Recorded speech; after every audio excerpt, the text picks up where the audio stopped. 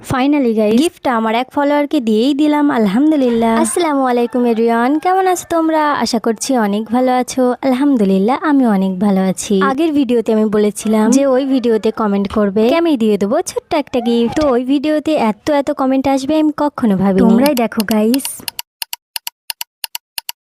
এতগুলো কমেন্টের মাঝে আমি গিফটটা যে কাকে দেবো কিছুই বুঝতে পারছিলাম না। তো অবশেষে ছেলে গোয়ালিয়া থেকে দেখা দুটি বোন কমেন্ট করেছিল, তো এই দুজনের মধ্যে আমি একজনকে বেছে নিয়েছি।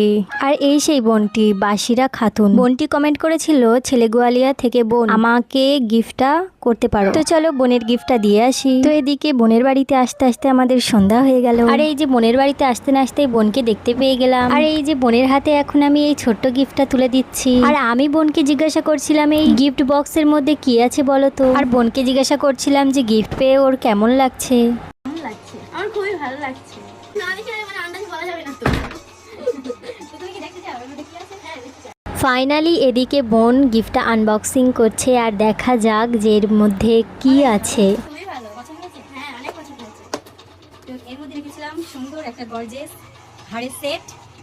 আর তোমরা যদি এরকম সুন্দর সুন্দর গিফট পেতে চাও তাহলে অবশ্যই আমাকে ফলো দিয়ে একটা কমেন্ট অবশ্যই রেখে যাবে আমার ভিডিওতে। আমার বন্ধু যদি তোমরা গিফট পেতে চাও তবে সবাই আমার বোনকে ফলো দিয়ে বোনের পাশে থাকবে।